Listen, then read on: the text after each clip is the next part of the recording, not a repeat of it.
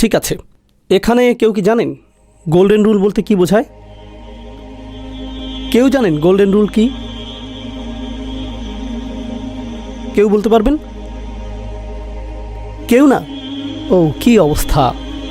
আপনি বলতে পারবেন গোল্ডেন রুল? হ্যাঁ হ্যাঁ, অন্যের সাথে তাই করুন যেমন প্রত্যাশা নিজের বেলায় করেন, সেরকম আচরণ অন্যের সাথেও করাটাই হলো গোল্ডেন রুল।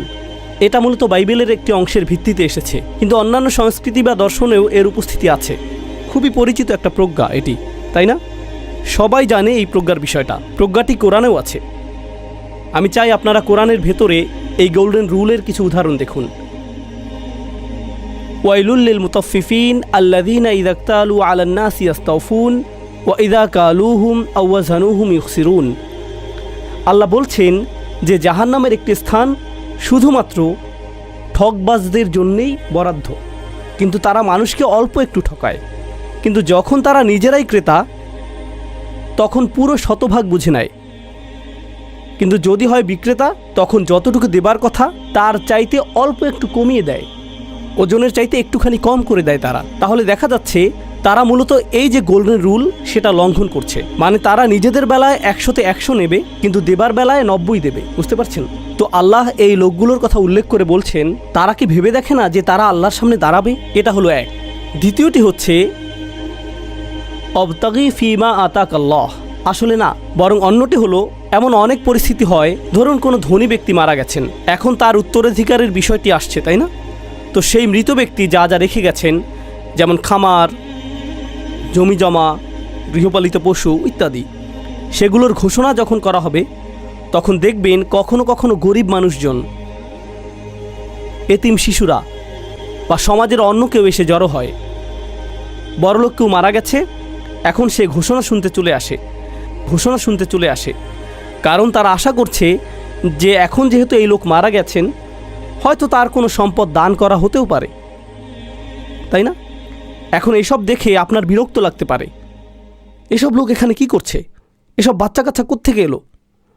এমনকি মৃত ব্যক্তির নিজের সন্তানরাও হয়তো নিজেদের আলাদা উকিল নেই যে তাদের সম্পত্তি এনে দেবে, হয়তো তাদের চাচারা আছে তিনি সব সম্পত্তি ছিনিয়ে নেবে, কিংবা বড় ভাই হয়তো উত্তরাধিকারের সম্পত্তি মেরে দেবে, কিন্তু এসব বাচ্চারা তারা তো কিছুই পাবে না। ওয়ালিয়াখশাল্লাযীনা লাউ তারাকু মিন খালফিহিম যুররিয়াতান দিয়াফান খাফু আলাইহিম। এসব উত্তরাধিকারের সম্পত্তি বন্টন করার সময় যদি অসহায় মানুষ বা এতিম বাচ্চা কাচ্চারা চলে আসে, তবে এই বন্টনকারীদের ভয় করা উচিত। যদি এমন হতো যে তারা নিজেরা মারা গেছে আর তাদের সন্তানরা এতিম হয়ে অসহায় হয়ে গেছে, বঞ্চিত হচ্ছে, তবে তখন কি হতো? আল্লাহ এখানে তাদের গোল্ডেন রুল মনে করিয়ে দিচ্ছেন, তাই না? একইভাবে আমাদের আর আল্লাহর মাঝেও গোল্ডেন রুল আছে। ওয়া আহসিন কামা আহসানাল্লাহু ইলাইক। তোমরা ঠিক তেমন ইহসান করো যেমন ইহসান আল্লাহ তোমাদের সাথে করেছেন। ওয়া আহসিন কামা আহসানাল্লাহু ইলাইক। কিন্তু সূরা বাকারাতে হিকমতের সাথে সম্পৃক্ত কথাটি খুবই সুন্দর। আল্লাহ বলছেন, তোমরা যারা ঈমান এনেছো, আনফিকু মিন তাইয়্যিবাতিন মা কাসাবতুম। ভালো জিনিস যা আয় করেছো সেখান থেকে ব্যয় করো। তোমার হাতে পবিত্র যা কামিয়েছো সেখান থেকে ব্যয় করো। এখন ধরুন আপনি অনেক কিছুই আয় করেছেন, এখান থেকে সবচাইতে ভালোটাই আল্লাহ চাচ্ছেন যেন আপনি ব্যয় করেন। এরপর আল্লাহ বলছেন, ওয়া মিম্মা আখরাজনা লাকুম মিনাল আরদ। আর আমি যা তোমাদের জন্য জমিনের মাটি থেকে গজিয়ে তুলি সেখান থেকেও খরচ করো, মানে খনিজ, তেল, শস্য ইত্যাদি ইত্যাদি। ওয়ালা তায়াম্মামুল খাবিসা মিনহু তুনফিকুন ওয়ালাস্তুম বিখিযিহি ইল্লা আন তুগমিদু ফীহি। বর্তমানে এটাই হলো সেই গোল্ডেন রুল। তিনি এখানে বলেছেন ভালো জিনিসের বদলে নোংরা জিনিস দেবে না। অর্থাৎ এখন হয়তো আপনার কাপড় দান করার সময় আপনি গরিবদের, বন্যার্তদের পোশাক দান করবেন। আপনি খুঁজে খুঁজে আপনার সবচেয়ে পুরনো দুর্গন্ধময় কাপড়টা বের করলেন, এমন কাপড় বের করলেন যেটাতে আপনার চরিত্রের চাইতেও বেশি ছিদ্র আছে, সেই পচা ময়লা পুরনো কাপড়গুলোই দান করে দিলেন, তাই না? এমন করেন না? কিংবা ধরুন ঈদের সালামি দেবেন, বাচ্চাদের খেলনা দেবেন, খুঁজে খুঁজে ঘরের ভাঙা খেলনাগুলো দিলেন, পুরনো জুতো জোড়া দান করলেন। অথচ আল্লাহ বলেন যেসব জিনিস কেউ তোমাকে দিলে বিরক্তি চলে আসবে, তুমি সেগুলো দেখতেও চাইবে না, সেগুলো গ্রহণ করতে ঘৃণা লাগবে, এমন কোনো কিছু কাউকে দেবেও না। একই অংশে একটু পরেই আল্লাহ বলছেন, ইউতিল হিকমাতা মান ইয়াশাউ। তিনি যাকে ইচ্ছা হিকমা দান করেন। আর যাকেই হিকমা দেয়া হয়েছে সে নিশ্চয়ই প্রচুর কল্যাণ লাভ করেছে। অর্থাৎ কোরআনের এই অংশ অনুযায়ী হিকমতের একটি দিক হলো অন্যকে সেটা দাও যা হয়তো একদিন তুমি নিজেই চাইবে। কাউকে সাদাকা দেবার সময় এমন মানসিকতা রাখবে যেন এই জিনিস আমি নিজেকেই দিচ্ছি, এরকম মানসিকতা জরুরি। এই হিকমা খুব কম মানুষেরই আছে। আল্লাহ বলছেন তিনি যাকে ইচ্ছা হিকমা দান করেন, যাকেই হিকমা দেওয়া হয়েছে সে প্রচুর আর অসাধারণ কল্যাণ পেয়েছে। ঠিক আছে, আমরা সর্বশেষ অধ্যায় নিয়ে আলোচনা করব। এখানে বেশ কিছু সময় আমরা খরচ করব। আগের সেশনে আপনাদের বিধান আর হিকমার মধ্যে পার্থক্য ব্যাখ্যা করে দিয়েছিলাম, তাই না? বিধান হলো সাদা কালো, আর হিকমা পরিস্থিতি ভেদে ভিন্ন ভিন্ন হয়। এখন এই দুটোকে আমাদের একত্রে মেশাতে হবে। এখান থেকে দুটোকে একত্রে দেখা শুরু করতে হবে। আপনারা হয়তো এই ব্যাপারটি জানেন না, কোরআনের ভেতরে যেই বিধান নিয়ে অন্য যে কোনো বিধানের চাইতে সবচাইতে বেশি আলোচনা করা হয়েছে সেটা কিন্তু ইবাদতের বিধান না, বরং মানুষের লেনদেন বিষয়ক ব্যাপার, মুআমালাত নিয়ে বেশি আলোচনা করা হয়েছে। আর তার মধ্যেও সবচাইতে বেশি আলোচিত হয়েছে তালাকের বিধান নিয়ে। সমস্ত কোরআনে আল্লাহ তালাক ছাড়া আর কোনো বিধান নিয়ে এতটা বিস্তারিত আলোচনা করেননি। কোনটা? তালাক। কেউ যদি জিজ্ঞেস করে আচ্ছা সুখী দাম্পত্য জীবন নিয়ে কোরআন কি বলে, হয়তো দুটো আয়াত পাবেন। আবার যদি জিজ্ঞেস করে তালাক নিয়ে কোরআন কি বলে, কয়েক পৃষ্ঠা আলোচনা খুঁজে পাবেন। তার উপর একটি সূরার নামই তালাক। এছাড়া আরও আছে। কেন কেন আল্লাহ টিকটকের মতো দাম্পত্য সম্পর্ক নিয়ে এত এত পরামর্শ দেন না? সব জায়গায় সম্পর্কে হিকমার ছড়াছড়ি হয়ে আছে। দুনিয়ার সমস্ত আবু জাহেলরা দাম্পত্য সম্পর্ক নিয়ে পরামর্শ দিচ্ছেই, অথচ কোরআন এই বিষয়ে চুপ। অল্প একটু বলেছে শুধু। একটি আলোচনা এসেছে সূরাত রুমে, আর অন্য আরেকটি এসেছে সূরাত বাকারাতে রমজান মাসের আলোচনার সময়, একটুখানি এখানে সেখানে করে এভাবে। কিন্তু দাম্পত্য আলোচনার বিশাল অংশ তালাক কেন্দ্রিক। ইয়া আল্লাহ, কেন জানেন? কারণটা হলো এই মূলনীতি। আল্লাহ বলেছেন ওয়ায়ুআল্লিমুকুম মা লাম তাকুনু তা'লামুন।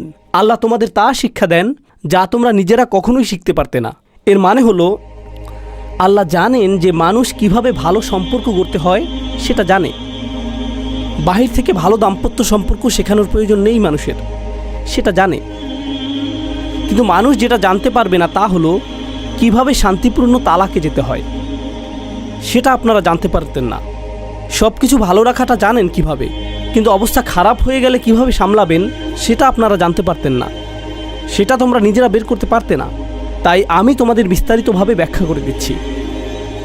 আর তাই আল্লাহ প্রচুর বিস্তারিত আলোচনা করে দিচ্ছেন যে তালাকের পর কি কি হওয়া উচিত। বিষয়গুলো হচ্ছে এগুলোকে আপনি সহজেই তালাকের বিধান বলতে পারেন। তাহলে কোরআনের এই অংশটি হচ্ছে কিতাব, তাই না?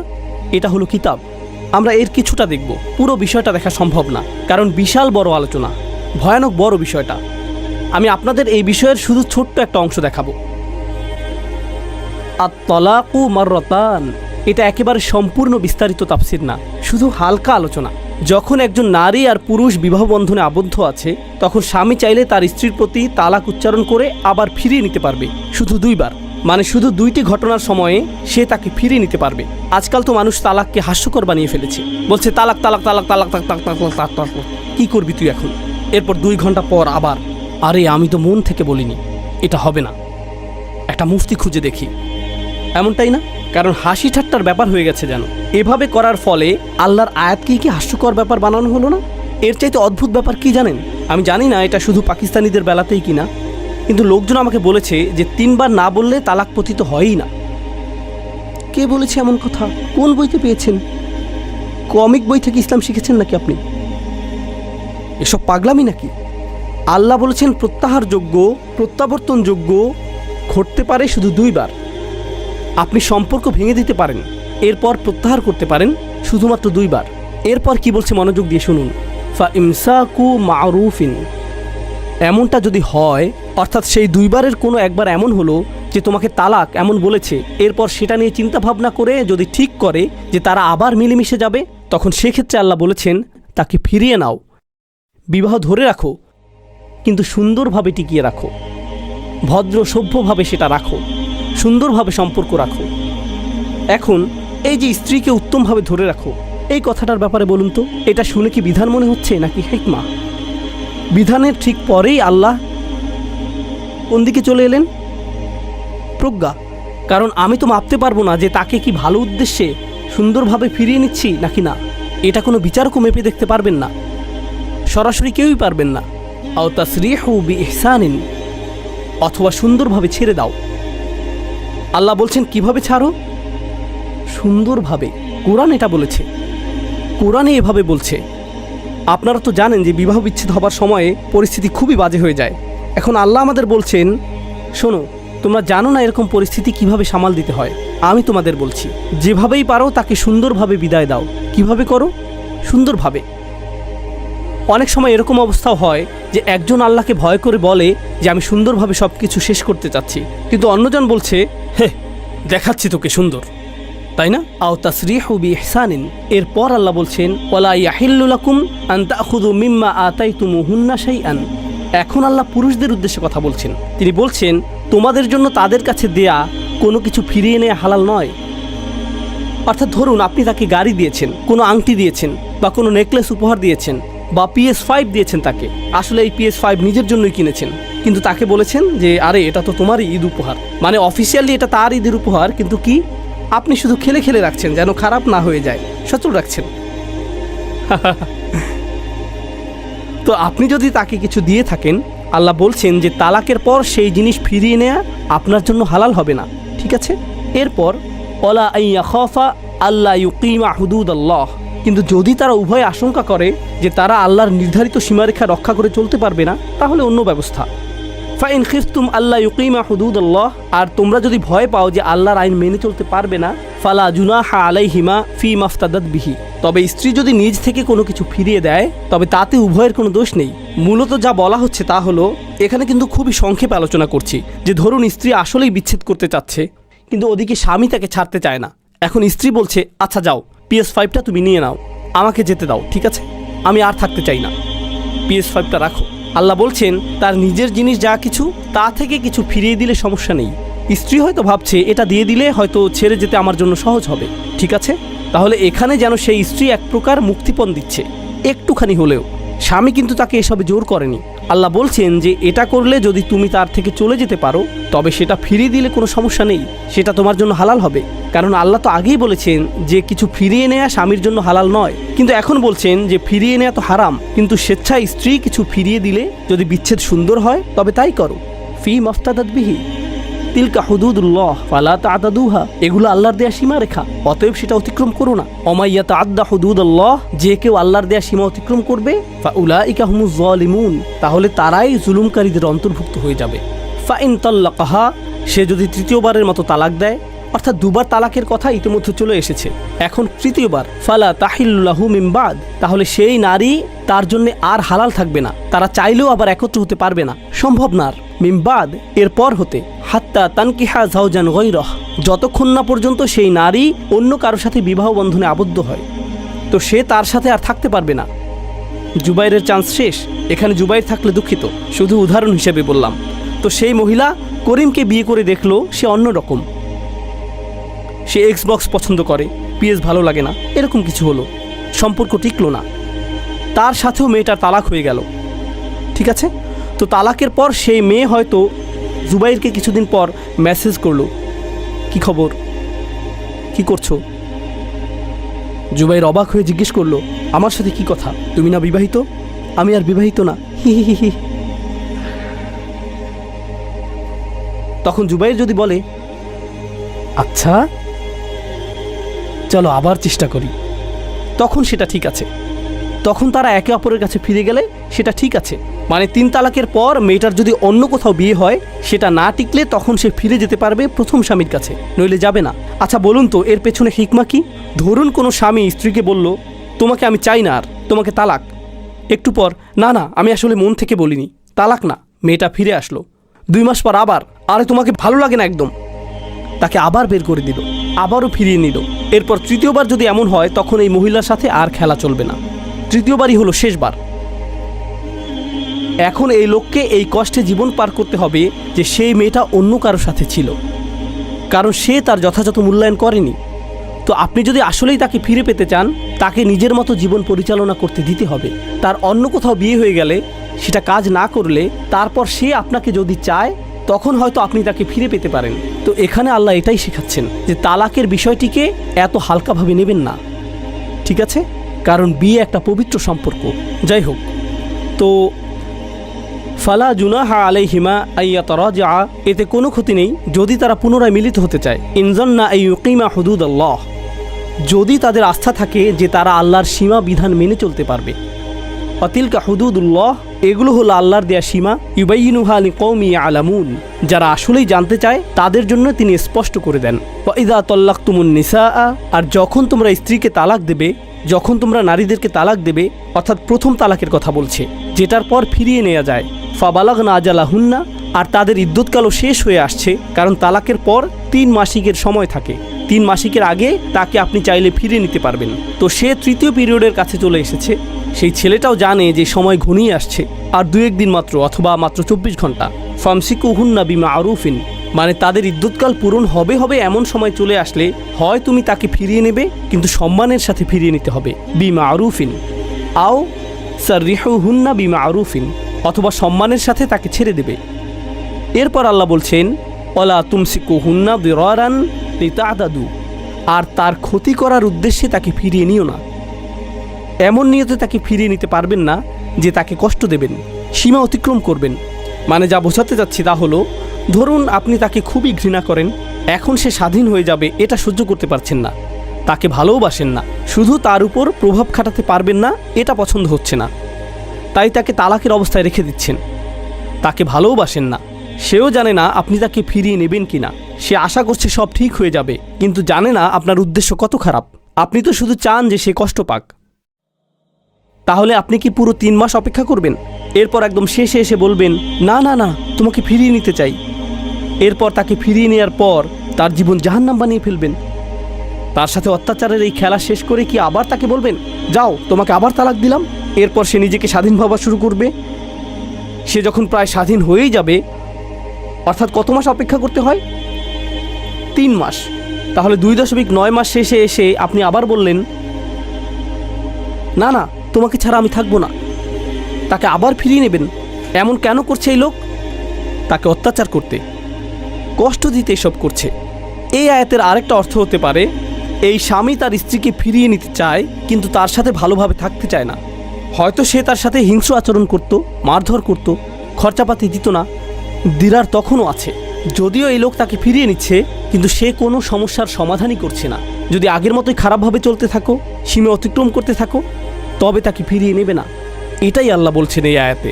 এখন শুনুন, ওমাইয়াফআল যালিকা ফাকাদ যালামা নাফসাহু, আর যেই এমন করবে সে নিজের প্রতিই জুলুম করলো। ওয়ালা তাত্তাখিযু আয়াতিল্লাহি হুজুয়া, আর আল্লাহর আয়াতকে কৌতুকের বস্তু বানিয়ে নিও না। আর তোমরা আল্লাহর আয়াতসমূহকে উপহাস রূপে গ্রহণ করো না। আপনারা কি বলতে পারেন একই আয়াতে এই কথা বলাটা কেন জরুরি?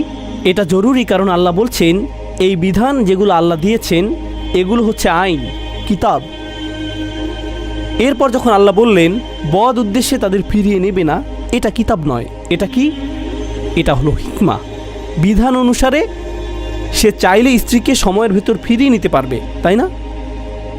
হ্যাঁ, এখন সে এটা মন্দ উদ্দেশ্যে করছে নাকি ভালো উদ্দেশ্যে সেটা চেক করার কোনো উপায় আছে? কোনো মুফতি সেটা দেখতে পারবে না।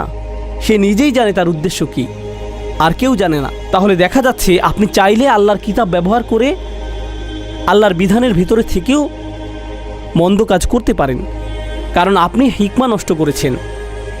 সে ন্যায় বিচার ভঙ্গ করেছে, আর হিকমা কিন্তু ন্যায় বিচারও। এখানকার আইনজীবীরা বলতে পারবেন যে আপনি চাইলে আদালতে কোনো মামলায় আইনগতভাবে জিতে যেতে পারবেন। আইনিভাবে হয়তো জিতবেন, কিন্তু নৈতিকভাবে নাও জিততে পারেন। আইনি জেতা জিতেছেন, কিন্তু নৈতিকভাবে জিতেননি। বুঝতে পারছেন?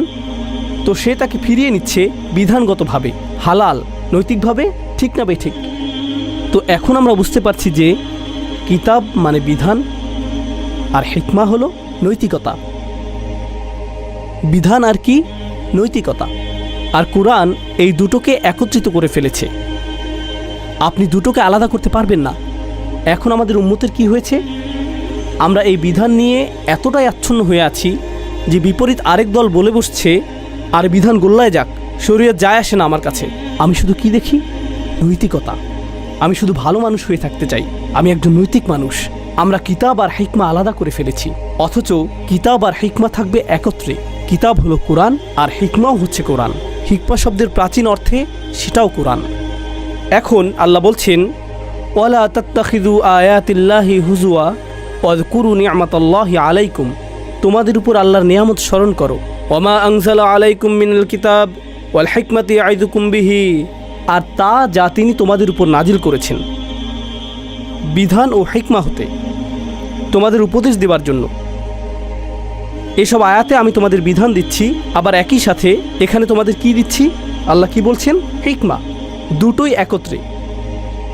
আমাদের ধর্মের এটা কিন্তু খুব বড় একটা শিক্ষা, বড় একটা শিক্ষা। কিতাব আর হিকমাকে আলাদা করা যায় না, বিধান আর নৈতিকতা আলাদা করতে পারবেন না। কেস স্টাডি হিসেবে একটা উদাহরণ আপনাদেরকে দিচ্ছি। যেমন ধরুন, কোনো স্বামী তার স্ত্রীকে প্রচণ্ড অপছন্দ করে, কিন্তু তাকে তালাকও দেয় না, কোনো দিন তালাক বলেনি। আমাদের দেশে, দক্ষিণ এশিয়াতে তো এটা একেবারেই কমন। দেখা যায় শত বছর যাবৎ সংসার করে আসছে, অথচ একজন আরেকজনকে দুই চোখে দেখতেই পারে না। এমনকি তাদের সন্তানরাও অবাক, আপনারা একজন আরেকজনকে এত ঘৃণা করেন, একসাথে কিভাবে থাকেন? সারাক্ষণ ঝগড়া, গন্ডগোল, কি অবস্থা! প্রফেশনাল বক্সারদের মতো অবস্থা, কষ্ট পেতেই ভালোবাসে। হ্যাঁ, তো যাই হোক, ঘটনা কি হলো? লোকটি মৃত্যুশয্যায়, সে এখনই মারা যাবে, স্ত্রী পাশে বসে আছে, কিন্তু সে তো স্ত্রীকে পছন্দ করে না। তো মরে যাবার ঠিক 2 মিনিট আগে সে স্ত্রীকে বলে, এই শোনো, তোমাকে তালাক দিয়ে দিলাম। মরে যাবার 2 মিনিট আগেই তাকে তালাক দিয়ে দিল। তাকে তালাক দিলে কি হবে? সে সম্পত্তি আর পাবে না। বুঝতে পারছেন ব্যাপারটা? এখন মৃত্যুর অল্প কিছুক্ষণ আগে স্বামী যদি স্ত্রীকে তালাক দিয়ে দেয়, এটা কি বিধিসম্মত নাকি না? হ্যাঁ, এটা তো লিগ্যাল, নিয়ম অনুসারে সেটা করতে পারবে, মুখে উচ্চারণ করবে, মৃত্যুর পরপরই তা কার্যকর হয়ে যাবে। কিন্তু এটা কি হিকমতের লঙ্ঘন হলো না? একদম ঠিক। এ কারণেই অতীতের ফকিহগণ বললেন যে এটা করতে দেয়া যাবে না, কারণ যদিও এটা দেখে মনে হচ্ছে কিতাবের ভিতরেই আছে, কিন্তু সেটা হিকমতের বিপরীত। বুঝতে পারলেন? আরেকটা কেস দেখাচ্ছি। একজন লোক তার ওসিয়তনামা লিখলো, তো তার সেই ওসিয়তে সে লিখেছে, আমার সম্পত্তির এত অংশ যাবে দান সাদকায়, এত অংশ যাবে এখানে ওখানে। এখন উত্তরাধিকার তো নির্দিষ্ট অংশ মেনে ভাগ হয়, আবার ওসিয়তের ব্যাপারও আছে। আপনার সম্পত্তির কিছু অংশ আপনি চাইলে মসজিদে দিতে পারেন, এতিমখানায় দিতে পারেন, যা ইচ্ছা, তাই না? এখন লোকটি মারা গেল, মারা যাবার পর যে তার ওসিয়তনামা পড়ে শোনাচ্ছে, সে দেখলো, ও আচ্ছা, আসলে লোকটি হয়তো তার মাকে খুবই ঘৃণা করত, কিংবা তার বাবাকে প্রচণ্ড অপছন্দ করত। তাই মৃত্যুর আগে সে ঠিক করে রাখলো তার সম্পত্তির একটা অংশ তার বাবার শত্রুর প্রতি চলে যাবে। এমন হাস্যকর কিছু একটা, মানে রাগ দেখানোর শেষ কোনো একটা উপায় আর কি। তো দেখতেই পাচ্ছেন এই ওসিয়তে একটা সমস্যা আছে, কোনো বদ উদ্দেশ্যে এটা লেখা হয়েছে, তাই না? আল্লাহ বলছেন, কেউ যদি ওসিয়তকারীর পক্ষ থেকে পক্ষপাতিত্ব বা পাপের আশঙ্কা করে, তবে তা মীমাংসা করে দিলে কোনো ক্ষতি নেই। আল্লাহ এখানে একজন মৃত মানুষের রেখে যাওয়া ওসিয়ত নিয়ে কথা বলছেন। এখানে যদি মৃত ব্যক্তির ওসিয়তে দেখা যায়, এখানে আল্লাহ মৃত ব্যক্তির ওসিয়তে যদি দেখা যায় যে সে পক্ষপাতিত্ব করেছে বা ন্যায় ও হিকমার মূলনীতির বিরোধী হয়েছে, তবে সেটা ঠিকঠাক করার অধিকার দিয়েছেন আল্লাহ। আল্লাহু গফুরুর রহিম। কি অসাধারণ না ব্যাপারটা? ইহুদিদের অবস্থা দেখুন, হাজার হাজার বছর পুরনো সিলসিলা শুধু বিধান নিয়েই পড়ে আছে। কি ভুলে গেছে? হিকমা। এরপর ঈসা আলাইহিসসালাম এলেন, বললেন, না, তোমরা তো হিকমা ভুলেই গেছো। আল্লাহর বিধান তোমরা হিকমা ছাড়া কিভাবে প্রয়োগ করছো? তোমরা তো অন্যায় করছো। তো তিনি দুটোকে একসাথে নিয়ে এলেন, ঈসা নিয়ে এলেন দুটোকে। এরপর কিতাব আর হিকমা। এই লড়াইয়ের পর সর্বশেষ নবী এলেন, মুহাম্মদুর রাসূলুল্লাহ সাল্লাল্লাহু আলাইহি ওয়াসাল্লাম। আল্লাহ বললেন, আমি এই নবীকে দিব কিতাব আর হিকমা একত্রে দেব। এটাই হলো কোরআন, এই জিনিসটিই কোরআন, এটাই আল্লাহর মুজিজা। আমাদেরকে দেয়া সবচেয়ে বড় উপহার এটা, কিতাব আর হিকমার সম্মিলন। এখন এসবের বাইরেও হিকমার কিছু উদাহরণ আপনাদের বলছি। আপনাদের একটি সাধারণ নীতি বলি। কখনো ধরুন ছোটবেলায় আপনার মা আপনাকে কিছু একটা করতে বলল, আপনি জিজ্ঞেস করলেন, কেন? মা কি বলবে? কি বললি? আবার বল। আচ্ছা আচ্ছা আচ্ছা আচ্ছা। বা ধরুন মা বলল আজকে শাক আর ডাল। কেন শুধু শাক আর ডাল? আমি বলেছি তাই শাক আর ডাল। কিন্তু কেন? মার খেতে না চাইলে চুপ করে খাবি। মানে বলতে চাচ্ছে যে আমি যেহেতু বলেছি সেটাই যথেষ্ট। কারণ এমন অবস্থায় আপনার উচিত মায়ের কর্তৃত্ব মাথা পেতে নেয়া। তার কথা হলো, আমার তোমাকে কৈফিয়ত দেবার প্রয়োজন নেই, যা বলছি সেটাই নিয়ম, যা বলেছি সেটাই নিয়ম, তাই না? কেন সেটা বলার দরকার নেই। আল্লাহ আমাদের নিয়ম দেন, ঠিক কিনা? কৈফিয়ত দেবার দরকার নেই। এমন একজন যদি থাকেন, সেটা কে হবে? আল্লাহ। আল্লাহ যদি কিছু করতে বলেন আর মানুষ যদি বলে কিন্তু কেন, কেন আমাকে প্রতিদিন 5 ওয়াক্ত পড়তে হবে? কেন মাগরিবে 3 রাকাত আর ঈশাতে 4? কেন আমি মাগরিবে 2 রাকাত পড়তে পারবো না, ঈশাতে 1? ডিসকাউন্ট প্যাকেজ নেই কেন? কেন নেই? আল্লাহর কি দরকার আছে কোনো কৈফিয়ত দেবার? না। কিন্তু দেখুন আল্লাহ কোরআনে কি করলেন। আল্লাহ বলছেন মদ আর জুয়া তোমাদের জন্য ক্ষতিকর। ওয়া ইসমুহা আকবার মিন নাফইহিম, এসবের থেকে যেই ক্ষতি আসে তা এসবের উপকার থেকে অনেক বেশি। এগুলোর যে মন্দ আসে তা অনেক বেশি। আসলে এখানে বলছে যে এগুলো থেকে যেই বিপদ আসে আর এসবের যেই পরিণতি তা এসবের যে কোনো উপকারের চাইতে অনেক বড়। আল্লাহর কিন্তু দরকার ছিল না আমাদের এটা জানাবার। আল্লাহ শুধু বলতে পারতেন জুয়া থেকে দূরে থাকো, মদ থেকে দূরে থাকো। আমি যদি জিজ্ঞেস করতাম কিন্তু কেন, কারণ আমি বলেছি এটাই তোমার জন্য যথেষ্ট। বুঝতে পারলেন? কিন্তু আল্লাহ এমনটি করেননি। এমনকি কিছু ক্ষেত্রে তো আল্লাহ বলেছেন তোমাদের বলছি কেন, আমি তোমাদের এ কারণে বলেছি তোমরা যদি মদ খেতেই থাকো আর জুয়াতে সময় দিতেই থাকো তবে তোমাদের প্রচুর ক্ষতি হবে। ইউনাইটেড স্টেটসের একটা জায়গা হলো নেভাডা। ওই স্টেটটি জনপ্রিয় লাস ভেগাসের জন্য। আপনারা তো লাস ভেগাসের নাম শুনেছেন, তাই না? আমি লাস ভেগাসে বহুবার গিয়েছি কোরআন কনফারেন্সের জন্য। সত্যি বলছি, সত্যি। কিছু মানুষ মনে মনে বলছে আমি জানতাম।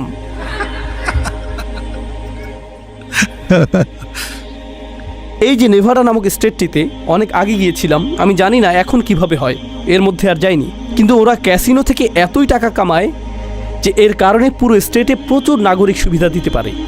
হাই স্কুলে বি অ্যাভারেজ পেলেই কলেজে ডিগ্রি ফ্রি। আমেরিকার অন্যান্য স্থানে আপনাকে কলেজের জন্য প্রচুর খরচ করতে হবে, কিন্তু নেভাডাতে হালকা পড়াশোনা করলেই পড়াশোনা ফ্রি। তাদের স্টেটে ইনকাম ট্যাক্স দিতে হয় না। তাদের চিকিৎসা সেবা আমেরিকার অন্যান্য যে কোনো স্টেটের চাইতে ভালো। তাদের ওখানে হার্ট সার্জারি সেন্টার আর হসপিটাল অন্য যে কোনো জায়গা থেকে বেশি। এটা বোঝাটা সহজ, তাই না? কারণ এখানে হার্ট অ্যাটাকও তো বেশি হবার কথা। খুবই অদ্ভুত এক জায়গা। তাদের ওখানে আইনও অনেক ভালো, নাগরিকদের অপদস্থ করা যায় না। আপনারা জানেন আমেরিকার অন্যান্য স্থানে পুলিশরা ব্রিজের নিচে বা কোথাও লুকিয়ে থাকে, গাড়ি জোরে চালালে বেরিয়ে এসে ধরে। কিন্তু নেভাডা স্টেটে তারা এভাবে লুকিয়ে থাকতে পারে না, অনুমতি নেই। তাহলে দেখুন তাদের এত এত নাগরিক সুবিধা, এই সবই এসেছে এই জুয়ার ইন্ডাস্ট্রি থেকে, তাই না? বুঝতে পারছেন? আর এই যে ক্যাসিনোগুলোতে, বলুন তো এখানে তারা তাদের কাস্টমারদের কিভাবে ধরে রাখে? আসলে তাদের ওখানে আলাদা এয়ার কন্ডিশনিং সিস্টেম আছে, সেটা দিয়ে আলাদা বেশি বেশি অক্সিজেন পুশ করে ভেতরে স্লট মেশিন রুমে। এই একদম ফ্রেশ অক্সিজেন সাপ্লাইয়ের কারণে তাদের এই ক্রেতারা ক্লান্ত হয় কম, জেগে থাকে বেশি। এটা করেই তাদের বেশিক্ষণ সময় সতেজ রাখে। বুঝতে পারছেন? আর তাদের এসব জুয়া খেলা, এসব স্লট মেশিনের উদ্ভাবন যারা করেছে সেসব ইঞ্জিনিয়ার আর মনোবিজ্ঞানীদেরকে কারা এখন ভাড়া করে জানেন? তাদের মধ্যে সবচাইতে উপরের স্তরের মানুষদের আজকাল সোশ্যাল মিডিয়াগুলো যেমন ফেসবুক, ইনস্টাগ্রাম ইত্যাদিরা ভাড়া করে নিয়ে আসে, যেন তাদের সোশ্যাল মিডিয়ার প্রতিও মানুষকে আসক্ত করে ফেলা যায়। তো এগুলো খুঁজে দেখুন, খুবই অদ্ভুত ব্যাপার, ঠিক আছে? তো তারা এসব জুয়া খেলার পরিবেশ সৃষ্টি করে, সেখানে তো তারা প্রচুর মদও পরিবেশন করে, তাই না? যতক্ষণ তারা এইসব ক্যাসিনোতে খেলতে থাকবে ততক্ষণ তাদেরকে ফ্রিতে মদ দেয়া হতেই থাকবে, সব ফ্রি। এই যে ফ্রিতে তারা এইসব পানীয় পাচ্ছে, এত সুবিধা পাচ্ছে, এগুলো আমি কিভাবে জানলাম? গুগল করে জেনেছি, ঠিক আছে? কিন্তু দেখুন এত সব সুবিধাগুলো যে তারা পাচ্ছে সবই মাদক আর জুয়া থেকে এসেছে। সবাই এসব বলে, কিন্তু কেউ সেখানকার আত্মহত্যার প্রবণতার কথা বলে না, হত্যার হারের কথা বলে না। কিভাবে পরিবারের পর পরিবার মাদকাসক্তির কারণে ধ্বংস হয়ে যাচ্ছে সেটা বলে না। পরিবারের সমস্ত সঞ্চয় কিভাবে তারা নষ্ট করে, চাকরি হারিয়ে ফেলে, জুয়াতে ঘর দিয়ে দেয়, রিটায়ারমেন্ট অ্যামাউন্ট দিয়ে দেয়, গাড়ি জুয়াতে হেরে আসে, কলেজের সঞ্চয় জুয়াতে ঢেলে দেয়, সন্তান ধ্বংস, পরিবার ধ্বংস, ভবিষ্যৎ প্রজন্ম ধ্বংস। কেউ বলে না। কিছু ট্যাক্স সুবিধা পাবেন আপনি, লাস ভেগাসে কিছু সুন্দর বাড়ি পাবেন, পরিষ্কার রাস্তাঘাট পাবেন, কিন্তু এর বদলে কি দিতে হবে? এসব মানবিক ক্ষতিপূরণ কিন্তু এসব সুযোগ সুবিধার চাইতে অনেক বেশি গুণ তীব্র। আমি একবার এক ডাক্তারকে জিজ্ঞেস করলাম, তিনি ইমার্জেন্সি রুমে কাজ করেন, তাও আবার শুক্রবার, শনিবার আর রবিবারে। তাকে একদিন জিজ্ঞেস করলাম, আচ্ছা ইমার্জেন্সি রুমে সবচাইতে ভয়ানক রাত সপ্তাহের কোন দিন হয়? তিনি বললেন শুক্রবার রাত। জিজ্ঞেস করলাম কেন? তিনি বললেন, আমি দেখেছি কেন আল্লাহ বলেছেন মাদকের মাঝে ক্ষতি আছে। মানুষ মাতাল হয়ে কি করে তা দেখেছি। প্রতি শুক্রবার রাতে দেখি যে মানুষ শুধু মাতাল হয়ে গাড়ি গাছের উপর বা কোনো বাচ্চার উপর তুলে দিচ্ছে না, বরং আমি দেখি তারা একে অন্যকে গালি দিচ্ছে, খুন করছে, মারছে, এরপর আবার কি করছে তা মনেও করতে পারছে না। সকালে কিছুই মনে থাকে না তাদের। জানেন আল্লাহ কি করেছেন এখানে? তিনি শুধুই বলতে পারতেন মাদক দ্রব্য খেও না, কিন্তু তিনি কি বললেন? এগুলোর ক্ষতি যে কোনো উপকারের চাইতে বেশি। তিনি আমাদেরকে বুঝিয়ে দিয়েছেন এটা। বিবাহ বিচ্ছেদের বিষয় আসলে প্রত্যেক মানুষেরই কোনো না কোনো উপদেশ থাকেই। এমন করো না, জীবন বরবাদ হয়ে যাবে, সমাজে মুখ দেখাতে পারবে না, পরিবারের নাম খারাপ করতে চাও, কোথা থেকে পরিবার খাওয়াবে, তোমাকে কে আর দেখে শুনে রাখবে? সবচাইতে মন্দ সিদ্ধান্ত এটা। কিন্তু ওইদিকে আল্লাহ কি বলছেন?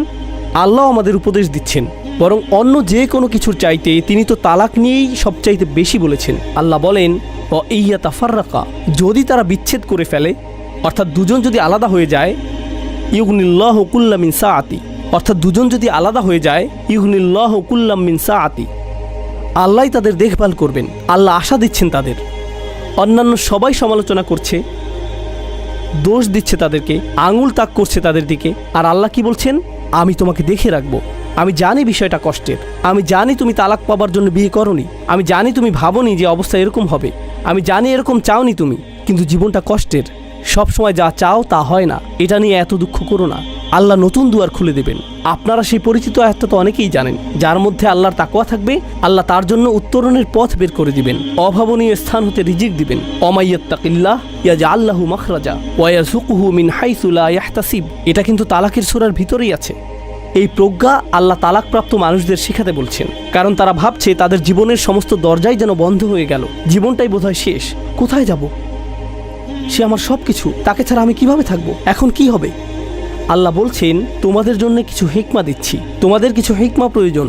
হিকমা শব্দের প্রাচীন অর্থগুলোর একটি হলো উপদেশ, উপদেশ দেয়া। আল্লাহ কি করেন তাহলে?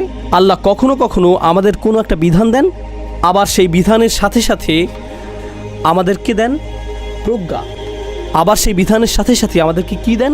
প্রজ্ঞা। এরপর আসছে রোজার বিষয়। যেহেতু তালাক নিয়ে বলেছিলাম, শেষ করি বিষয়টা। আল্লাহ বলছেন, যদি তোমাদের মধ্যে বিবাহ বিচ্ছেদ হয়েও যায়, লা তানসাউ ফাদলা বাইনাকুম, নিজেদের মধ্যে একে অপরকে সাহায্য সহযোগিতা করতে ভুলে যেও না।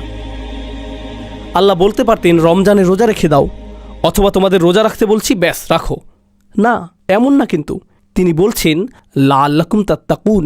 কেন রোজা রাখবো আল্লাহ? যেন আমার ব্যাপারে তোমাদের চিন্তাভাবনার উদয় হয়, এর মাধ্যমে আমি তোমাদের মধ্যে তাকওয়া সৃষ্টি করব, তোমাদের আধ্যাত্মিকতাকে জাগ্রত করে দেব, তোমাদেরকে পবিত্র করব। এই যে এভাবে আল্লাহ রোজার পেছনের হিকমা আমাদেরকে বলে দিচ্ছেন। আমি আপনাদেরকে কি বলতে চাচ্ছি তাহলে? আপনি কোরআনে প্রচুর বিধান খুঁজে পাবেন, কিন্তু বিধানের সাথে সাথেই আবার কি খুঁজে পাবেন? কিতাবের পাশেই কি পাবেন? হিকমা। আপনাদের কাজ হলো দুটোকে একত্রে দেখা। আপনাদের নৈতিক ধারা আর আইনের ধারা একত্রে দেখতে হবে। কারণ আপনি যদি শুধুই কিতাব দেখেন, তাহলে বনী ইসরাইলের মতো হয়ে যাবেন। আর যদি শুধুমাত্র হিকমা দেখতে থাকেন, তাহলে কাদের মতো হবেন? খ্রিস্টানদের মতো। এই দুটি বাড়াবাড়ির মধ্যে চলে যাবেন আপনি। কিন্তু আপনার কাজ হলো দুটোকে একসাথে দেখা, ঠিক আছে? এটাই হলো ইউআল্লিমুকুমুল কিতাবা ওয়াল হিকমা। সুবহানাল্লাহ। এই সংক্ষিপ্ত সফর সম্পর্কে আপনাদেরকে আরও কিছু বলতে চাচ্ছিলাম। আশা করি আমাদের আলোচনায় আপনারা উপকৃত হয়েছেন। আশা করছি ভিডিওটি আপনাদের ভালো লেগেছে। আমি আমার টিম নিয়ে মুসলিমদের জন্য ইসলামিক প্রচুর কন্টেন্ট তৈরি করতে অক্লান্ত পরিশ্রম করে যাচ্ছি, যেন তারা কোরআন স্বাভাবিকভাবে বোঝা থেকে শুরু করে এর গভীর বুঝ আর জ্ঞানও অর্জন করতে পারে। আমরা নিজেরাও কোরআনের শিক্ষার্থী, আপনারাও আমাদের সাথে কোরআনের শিক্ষার্থী হন। আমাদের এই সফরে আপনারাও সঙ্গী হন বাইয়েনা টিভির মাধ্যমে। এখানে ইতিমধ্যে 1000 ঘন্টার কাজ দেয়া আছে। শুরুতেই ভয় পাবেন না, একটু একটু করে ধীরে ধীরে এগোতে থাকেন। এই শিক্ষাকে নিজের দৈনন্দিন জীবনের অংশ বানিয়ে ফেলুন। ইউটিউবেও অনেক কাজ পাবেন, কিন্তু সব ছড়ানো ছিটানো অগোছালো অবস্থায়। যদি আপনি, আপনার পরিবার, সন্তান আর পরিচিতরা নিয়মতান্ত্রিক এবং গোছানো পদ্ধতিতে শুরু হতে শেষ পর্যন্ত কোরআন শিখতে চান, তবে বাইয়েনা টিভির মাধ্যমেই করতে পারেন। বাইয়েনাটিভি.com সাইন আপ করুন।